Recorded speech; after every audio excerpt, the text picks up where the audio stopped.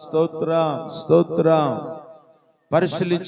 పరిశీలించుకోండి. నా మాటలు ఎలాగున్నాయి, నా ఆలోచనలు ఎలాగున్నాయి, నా ప్రవర్తన ఎలాగుంది, నా నడక ఎలా ఉంది అని ఒకసారి నీకు నీవుగా, నాకు నేనుగా ఈరోజు పరిశుద్ధత ఏదైనా ఉందా?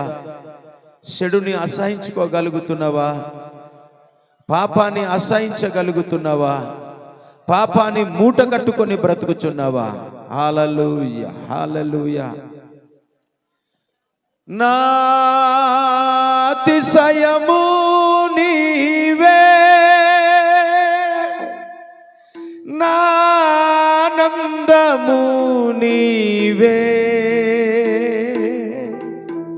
నా ఆరాధన నీవే,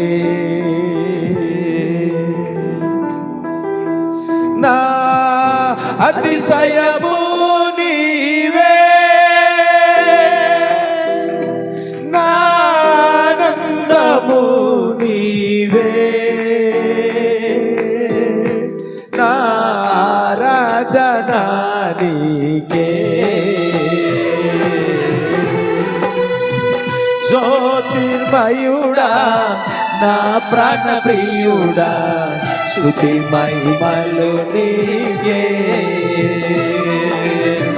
జ్యోతిర్మయుడా నా ప్రాణ ప్రియుడా, స్తుతి మహిమలు నీకే.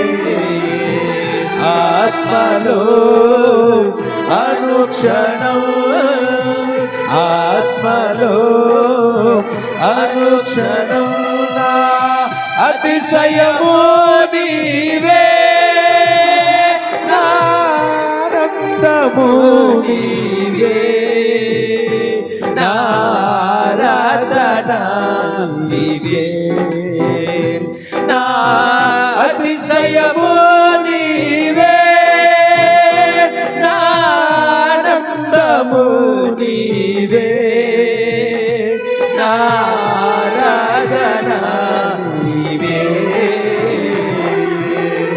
జ్యోతిర్మయుడా నా ప్రాణ ప్రియుడా, స్తుతి మహిమలు నీకే.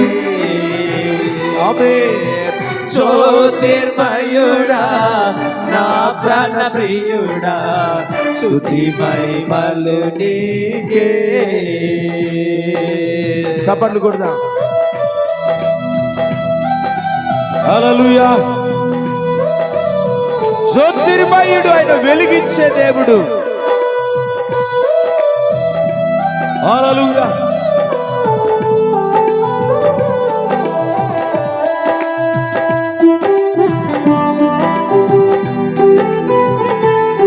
ఆమేన్.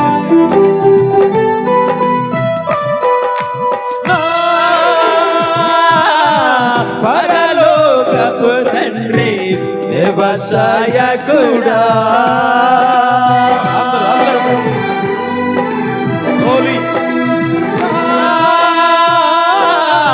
పరలోకపు తండ్రి వ్యవసాయకుడా, నీ తోటలోని ద్రాక్షవల్లితో నన్ను అడ్డుకట్టి స్థిరపరిచావా. నీ తోటలోని ద్రాక్షవల్లితో నన్ను అడ్డుకట్టి స్థిరపరిచావా. జ్యోతిర్మయుడా నా ప్రాణ ప్రియుడా, స్తుతి మహిమలు నీకే. ఆమేన్. హల్లెలూయా. జ్యోతిర్మయుడా నా ప్రాణ ప్రియుడా, స్తుతి మహిమలు నీకే. ఆమేన్. గ్లోరీ. అందరూ కూడా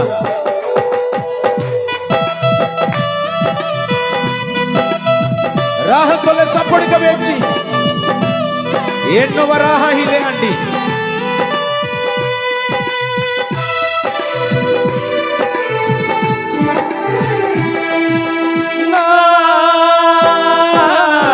పరలోకపు మంచి కుమారి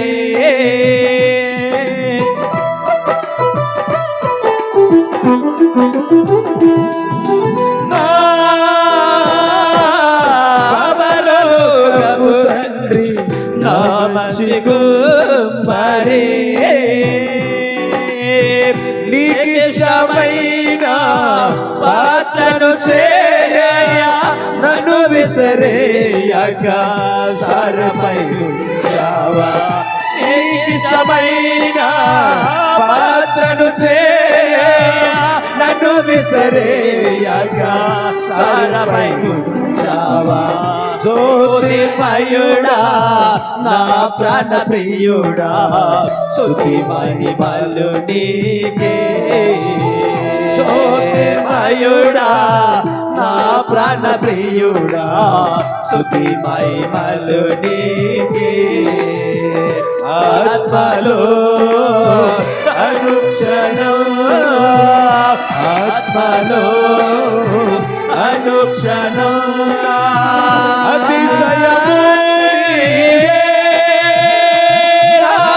ఆనందము నీవే నారాధన నీవే నా అతిశయము ఆనందము నీవే నారాధన నీవే నారాధన నీవే నారాధన నీవే నారాధన నీవే నారాధన అందరూ సభలు కొడుతూ సంతోషంగా స్తుతి మహిమలు నీకే స్తుతి మహిమలు నీకే స్తుతి మహిమలు నీకే స్తుతి మహిమలు నీకే స్తుతి మహిమలు నీకే హల్లెలూయా హల్లెలూయా హల్లెలూయా స్తోత్ర స్తోత్ర స్తోత్ర అద్భుతం చేయండి ప్రభువా ప్రతి ఒక్కరిని మీరు తాకుదురుగాక ప్రతి ఒక్కరిని ముట్టుదురుగాక నాయన సంపూర్ణమైన స్వస్థత మీరు కలగచేయండి పరిపూర్ణమైన స్వస్థత మీరు కలగచేయండి అద్భుతం మీరు చేయండి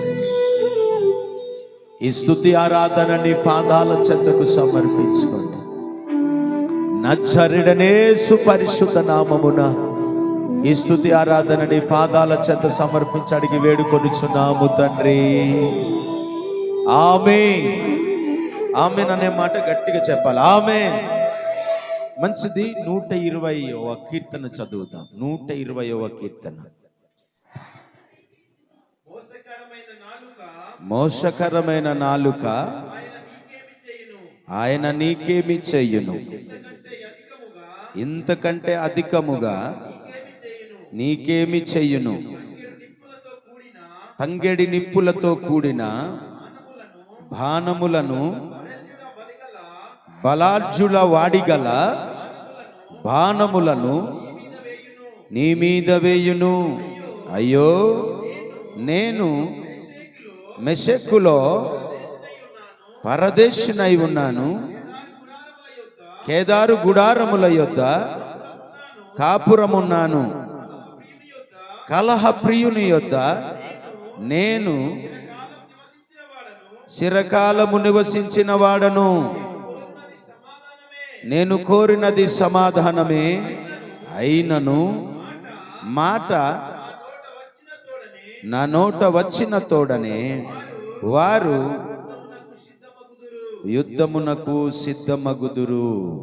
ఈ పరిశుద్ధ వాక్యాన్ని మనందరి వెనుకడిలో ప్రభు దీవించి ఫలింప చేయునుగాక. కూర్చుందాము, కూర్చొని దేవుని వాక్యాన్ని విందాం. మొట్టమొదటిగా మరి సర్వ సృష్టికర్త అయిన తండ్రి అయిన దేవునికి నా కృతజ్ఞతలు తెలియచేస్తున్నాను. అలాగే మరి సంఘ పెద్ద గారికి, సంఘ పెద్ద అక్కలకు అందరికీ కూడా ప్రభు పేరిట వందనాలు తెలియచేస్తున్నాను. ప్రెసిడెంట్ గారికి, అలాగే ప్రెసిడెంట్ అమ్మగారికి, అలాగే చక్కటి ఆర్కెస్ట్రా ప్లే చేస్తున్న తమ్ముళ్ళు ఎంతో భారం కలిగి తమ్ముడు సామ్యుల్కి అలాగే జాన్సన్ తమ్ముడికి వారి కుటుంబానికి ప్రభు పేరిట వందనాలు తెలియచేస్తున్నాను. అలాగే చేరి కూడి వచ్చిన మీ అందరికీ, స్త్రీలకు, పురుషులకు, వృద్ధులు, బాలురికి అందరికీ కూడా పేరు పేరున నా నిండు హృదయపూర్వకమైన ప్రేమ వందనాలు తెలియచేస్తున్నాను. ప్రైజ్లాడ్ ఇచ్చుకోండి, పక్క ఉన్న వారికి ప్రైజ్లాడ్ చెప్పండి.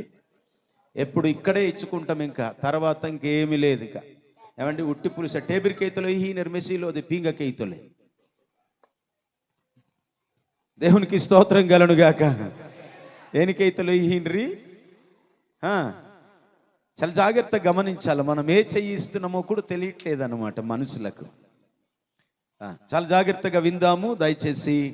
చక్కటి మరి సమయాన్ని ప్రభు ఇచ్చాడు. ఈ ప్రభు ఇచ్చిన దినాన్ని మనం చాలా సంతోషించాలి. నేను ఇంతకాలే చెప్తున్నాను కదా, 118వ కీర్తనలో 24వ వచనములో అద్భుతమైన మాట రాయబడి ఉంటుంది. ఇది యెహోవా ఏర్పాటు చేసిన దినము, దీని యందు మనము ఉత్సాహించి సంతోషించుదుము. దేవునికి స్తోత్రం. ఈ ఆదివారం రోజు అందరికీ సంతోషం ఉంటుంది. ఉంటుందా ఉండదా? అందరికీ ఉంటుంది. దేవుని నమ్ముకున్న ప్రజలకు ఉంటుంది, దేవుని నమ్ముకోని ప్రజలకి కూడా ఉంటుంది. నమ్ముకోని ప్రజలకు ఏముంటుందనంటే, ఈరోజు ఆదివారం కాబట్టి చక్కగా మాంసం తెచ్చుకొని, చక్కగా మంచి బీరు ఒకటి తెచ్చుకొని, ఏమండి లేదనుకుంటే ఎక్కడికైనా వెళ్ళిపోయి ఒక డ్రింక్ బాటిల్ తెచ్చుకొని ఈరోజు సంతోషంగా ఏం చేయాలని ఎంజాయ్ చేయాలి, సంతోషించాలని చెప్పి వారు ఊహిస్తూ ఉంటారు. క్రైస్తవ బిడ్డలకి ఉండవలసిన సంతోషం ఏమిటి తెలుసా? దేవుని మందిరానికి వెళ్ళాలి, ప్రభు మందిరానికి వెళ్ళి ప్రార్థన చేసుకోవాలి, ప్రభు మందిరానికి వెళ్ళి వాక్యం వినాలి, ప్రభు మందిరానికి వెళ్ళి ప్రభుని స్తుతించాలి. ఇది ప్రభు దినం అని మనకు ఏముండాలంటే సంతోషం ఉండాలి. దేవునికి స్తోత్రం కలుగునుగాక. ఇది యెహోవా ఏర్పాటు చేసిన దినం, ఇది దేవుడు ఏర్పాటు చేసిన దినం. ఈ దినము నేను నా ప్రభు మందిరానికి వెళ్ళి మనం సంతోషించాలనే ఆశ లేదా ఆ సంతోషం, ఆ ఆనందం మనకు ఉండాలా. ప్రియమైన దేవుని బిడ్డలారా, ఏవి మీకు కలిగినవి తినవద్దని కాదు, కానీ మీకు కలిగితే మీరు ఏదైనా ఈ ఆదివారం రోజు మొదటిగా మనం దేవుని సన్నిధిని సంతోషించాలా, ప్రభు సన్నిధిని సంతోషించాలా. ఏంటి ఆ వాక్యం కనబడిందా? 118వ కీర్తనలో 24వ వచనములో ఆ మాట రాయబడి ఉంటుంది ప్రియులారా. అది చూడవద్దు, కానీ ప్రియులారా ఇంటికి వెళ్ళిన తర్వాత మీరు చూడండి. సమయం లేదు కనుక ముందుకు త్వరగా నేను నా సమయాన్ని తీసుకెళ్లాలని ప్రభు పేరిట మనవి చేస్తున్నాను. ఇంత సంతోషం కలిగిన సన్నిధిలో ఏమండి చక్కటి ఆర్కెస్ట్రా, ఏమండి చక్కటి పాటలు, చక్కటి వాయిద్యాలు, ఏమండి చక్కటి చప్పట్లు, అన్ని రకాలుగా ఏమండి దేవుని మందిరంలో సంతోషం ఉంటుందండి. లోకములో దుఃఖం ఉంటుంది, లోకములో శ్రమలు ఉంటాయి, లోకములో బాధలు ఉంటాయి, ఇబ్బందులు ఉంటాయి ప్రియులారా. కానీ దేవుని సన్నిధికి వస్తే చక్కగా ఆనందంగా దేవుని స్తుతించవచ్చు ప్రియులారా. అందుకే దావీదు అంటున్నాడు, యాత్ర చేస్తున్నాడు, ఆయన యాత్ర కీర్తనలు అంటున్నాడు, నా శ్రమల్లో నేను యెహోవాకు మొర్రపెడితిని. దేవునికి స్తోత్రం. శ్రమల్లో దేవునికి మొర్రపెట్టాలా, కష్టాల్లో దేవునికి మొర్రపెట్టాలా, ఏదైనా ఇబ్బంది వస్తే దేవునికి మొర్రపెట్టాలా. ఏదైనా మనమైతే ఏమండి ప్రియమైన దేవుని బిడ్డలారా, కష్టకాలములో యెహోవాకు మొర్రపెట్టాలే తప్ప కానీ మనుషులకు చెప్పుకుంటుంటారు చాలామంది. నాకు ఈ కష్టం ఉంది, నాకు ఈ బాధ ఉంది, నాకు ఇదిగో నాకు అలాంటి బాధలు ఉన్నాయి, నేను ఎవరితో చెప్పుకోను అని చాలామంది బాధపడుతూ ఉంటారు. కానీ ప్రియులారా, దావీదు అంటున్నాడు, నా శ్రమల్లో నేను యెహోవాకు మొర్రపెట్టి తిని. దేవునికి స్తోత్రం.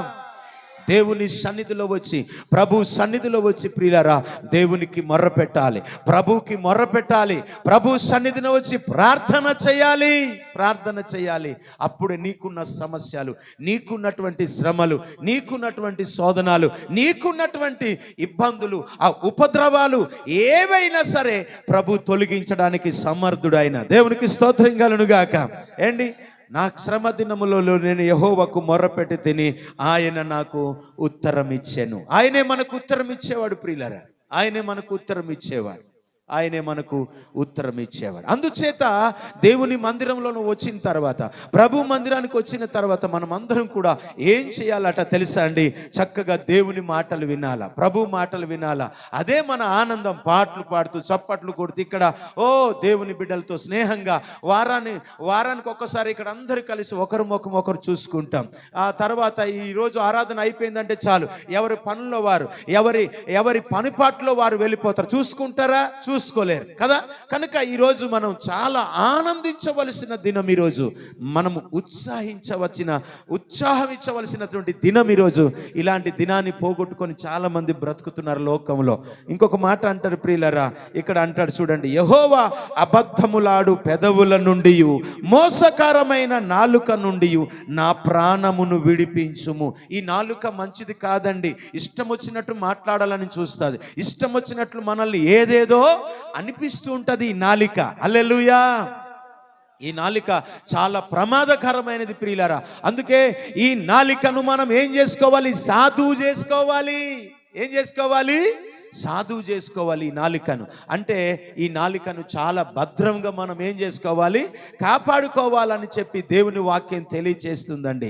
అందుకే చక్కటి మాటలు తెలియచేస్తున్నాయి ప్రియులారా. ఇక్కడ ఇంకొక మాట కూడా చదువుతాం ప్రియులారా. అక్కడ చూడండి, ఆ మోసకరమైన నాలుక ఆయన నీకేమి చెయ్యును. ఈ నాలుక చాలా ప్రమాదకరమైన, అన్నిటికంటే ప్రమాదకరమైనది. ఈ ప్రపంచం అంతటిని కూడా చిచ్చు పెట్టేది నాలుక.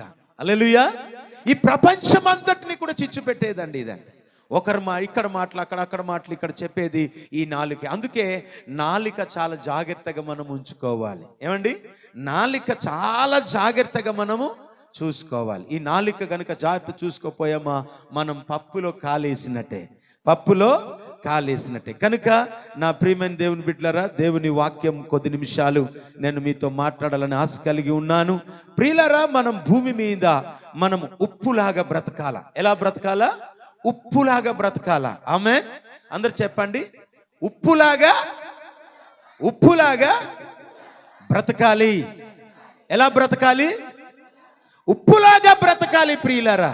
ఇది నా సందేశం కాదు, కానీ ఎందుకు ఆ మాట నా నోట్లో వచ్చింది.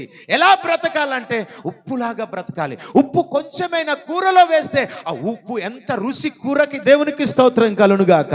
నీ కుటుంబంలో ఒక ఉప్పులాగా నువ్వు బ్రతకాలా. నీ మాటలో రుచిగా ఉండినట్లుగా నువ్వు మాట్లాడాలా. నీవు సంభాషించే సంభాషణ ఉప్పు వేసినట్టుగాను రుచిగాను ఉండునట్లుగా ఉండాలని చెప్పి పరిశుద్ధ గ్రంథంలో రాస్తాడు ప్రియులారా. దేవునికి స్తోత్రం. ఉప్పులాగా మనం బ్రతకాలి ప్రియులరా. భార్య భర్తల మధ్య, అబ్బా నాకు ఇంత మంచి కోడలు వచ్చిందా, అబ్బా లేకపోతే నా కొడుకు ఇంత మంచివాడా, ఈయన ఎందుకు పుట్టాడు నా కొడుకు అని ఒకరు అనుకోకున్నట్లుగా ఉప్పులాగా మనం బ్రతకగలిగితే ఎక్కడికి వెళ్ళినా ప్రియులరా దేవునికి స్తోత్రం. హల్లెలూయా. అర్థమవుతుందా? మనము ఈ లోకములట ఉప్పులాగా బ్రతకాలట. మనం ఎక్కడికి వెళ్ళినా పలానా బాబురావు మంచివాడు లేదా రాము మంచివాడని ఉప్పులాగా మనం బ్రతకాల. అయ్యా మీరు అనుకుంటున్నారో లేదో నాకు తెలియదు కానీ ప్రియులారా, ఇదిగో మాకు మంచి సేవకులు వచ్చారు లేదా మాకు మంచి దైవజనులు వచ్చారు, దేవుడు పంపించారని మీరు అనుకుంటున్నారో లేదో నాకు తెలియదు. దేవునికి స్తోత్రం కలుగునుగాక. ఉప్పు లాంటి మాటలు, ఉప్పు వేసినట్టుగా మనము రుచికరంగా మాట్లాడాలా. భార్య అంట ఉప్పు వేసినట్టు మాట్లాడాలా, భర్త ఉప్పు వేసినట్టు మాట్లాడాలి ప్రియులారా. మీరు ఎక్కడున్నా, ఏ ఇంటిలో ఉన్నా, ఏ స్థలములో ఉన్నా మీరు అందరికీ రుచికరంగా ఉందురుగాక. హల్లెలూయా. ఎందుకు పుట్టాడు నాకు సామ్యలు, ఎందుకు పుట్టాడు నాకు ఇలాగా అని చెప్పించుకోకండి. మీరు ఆ చెడ్డ పేరు చెప్పించుకోకండి. జీవన్ దేవునికి స్తోత్రం కలుగునుగాక. Where is your Bible? దేవునికి స్తోత్రం కలుగునుగాక. ఉప్పు వేసినట్టుగా నీ ఇంట్లో ఉన్న నా కొడుకు చక్కగా పనిచేస్తాడు, నా కూతురు చక్కగా పనిచేస్తుంది, నా కూతురు చక్కగా చదువుకుంటుంది, లేకపోతే చక్కటి పాటలు పాడుతున్నారు. ప్రియులారా గమనించగలరు ఈ యొక్క సమయంలో నేను చెప్తున్నాను, ఉప్పులాగా మనం ఈ లోకంలో బ్రతకాల. హల్లెలూయా. ఎలా బ్రతకాలి? ఉప్పు ఎలాగుంటుంది తెలుసా అండి? ఉప్పు ఎలా ఉంటుంది తెలుసా? ఉప్పు ఎక్కడి నుంచి వేరు చేస్తారో తెలుసా? సముద్రము నుంచి వేరు చేస్తారు ప్రియులారా. ఆ సముద్రపు నీరుని ఆ పొలం పెట్టులాగా కట్లు అలాగా కట్టి అక్కడ వచ్చే నీరు స్టాక్ అవుతుంటాయి కదా. ఆ నీరు స్టాక్ అవుతున్నప్పుడు ఆ నీళ్ళంతా కూడా అవి డ్రై అయిపోతున్నప్పుడు ఉప్పుగా మారుతుంది అన్నమాట. అయితే దీని అర్థం ఏమిటనంటే మనము సముద్రము లోకమునకు సాదృశ్యం. అది హల్లెలూయా. ఆ లోకమునకు వేరై మనం బ్రతకాల. దేవునికి స్తోత్రం కలుగునుగాక.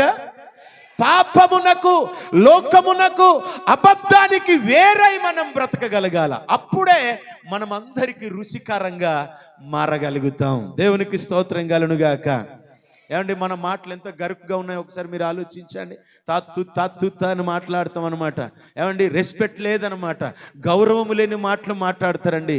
ఈరోజు రుచిగా ఉండాలంటే ఉప్పు లేకపోతే రుచి ఉండదు, కూర ఏది కూడా రుచి ఉండదు. అందుకే దేవుడు అన్నాడు, మత్తయి సువార్త 5వ అధ్యాయం 13వ వచనంలో ఉంటుంది. మీరు దయచేసి తీయవద్దుగా నేను చెప్తున్నాను. మనము లోకములు ఎలా బ్రతకాలటనా? వసంతు ఉప్పులాగా బ్రతకాల. దేవునికి స్తోత్రం. నా కొడుకు లాంటి కొడుకు ఎక్కడ లేదు, నా కూతురు లాంటి కూతురు ఎక్కడ లేడు అని చెప్పి బ్రతికితే ప్రియులరా ఎంత బాగుంటుందో దేవుడు కోరుకుంటున్నాడు. మనం ఎలా బ్రతకాలట చెప్పండి ఒకసారి, చెప్పండి గట్టిగా. ఎలా బ్రతకాలి? వింటున్నారా? కానీ మీరు వింటున్నారా? కొండ భాష మాట్లాడతాను నేను. వింటున్నారా? మీరు చక్కగా నిద్రపోతున్నారు, మీరు హ్యాపీగా నిద్రపోతున్నారు. వినాలి. పాస్టర్ గారు ఏం చెప్తున్నారో వినాలి, సేవకుడు ఏం చెప్తున్నాడో వినాలి. అందుకే ఇన్ని సమస్యలు. దేవునికి స్తోత్రం కలుగునుగాక. దేవుని మాట శ్రద్ధగా వింటే ఏ రోగము రానియడని వాక్యం తెలియజేస్తుంది.